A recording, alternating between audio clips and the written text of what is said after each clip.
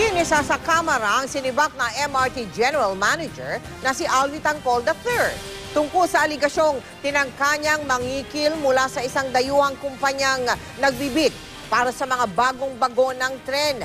Sinabihan pa si Tangcol na nagpapalusot lang ng dumepensa namang hindi raw niya alam na tiyuhin pala ng kanyang misis ang isa sa mga incorporator ng kumpanyang nagkakontrata para naman sa maintenance ng MRT.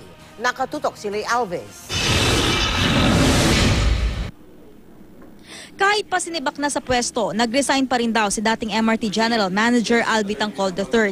Inalis sa pwesto si Tangcol matapos lumabas sa column ni Jarius Bondoc sa Philippine Star na tiyuhin pala ng kanyang misis ang isa sa mga may-ari ng kumpanyang nanalo ng 517 million peso maintenance contract ng MRT noong 2012. Both are correct.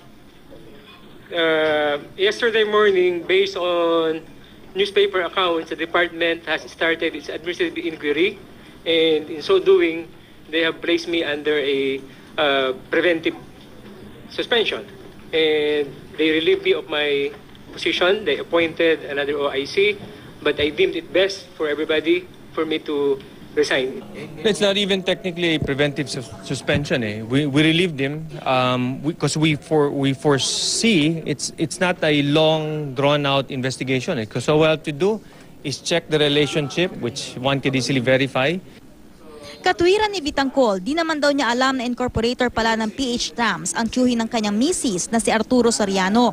Nang malaman daw niya ito, kinausap niya si Soriano at nag-divest naman daw si Soriano sa kumpanya bago i-award ang kontrata. Pero di kumbinsido si Ilocos Norte Representative Rodolfo Fariñas. During the time that the bidding was conducted, Mr. Soriano is no longer a part of the joint venture because he divested middle of September prior to the award of the contract in October 2012, Your Honor. Yun ang mga tinatawag natin na kaliwaan o tawag ko kay Chief Justice palusot. Siyempre, para nga hindi ma-anti-graft, naghugas bago ilipat. Kasosyo sa PH Trams ng uncle-in-law ni Tangcol, si Wilson De Vera na iniuugnay din kay Tangcol. Inakusahan ni Czech Ambassador Joseph Rictar sina Tangcol at De Vera ng tangkang pangingikil ng $30 million mula sa kumpanyang Inecon kapalit ng kontrata sa MRT. Itinanggi naman ni Tangcol na may kinalaman siya dito. I categorically state that the allegations made by the Czech Republic Ambassador are all lies. You knew for a fact that the only person who can really clear you here is Mr. De Vera, but you didn't exert any effort to find him and make him state publicly or defend you. I did, Your Honor, but as I have stated before, the phone number that I have is no longer working and is not active anymore. And we heard news and we verified it that his whole family has already moved to the United States, Your Honor. Utos ng Pangulo kay Secretary Abaya, imbestigahan pa ang nangyari sa bidding na ito at nilinaw niyang di raw sila malapit ni Tangcol. I don't really know him. Okay. Yung I let my secretaries decide as to whom they want to work with.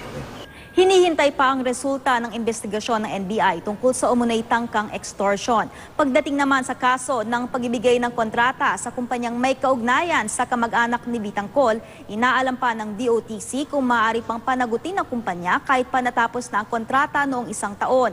Inaalam din ang pananagutan ni Tangcol. Leigh Alves, Nakatutok, 24 Oras.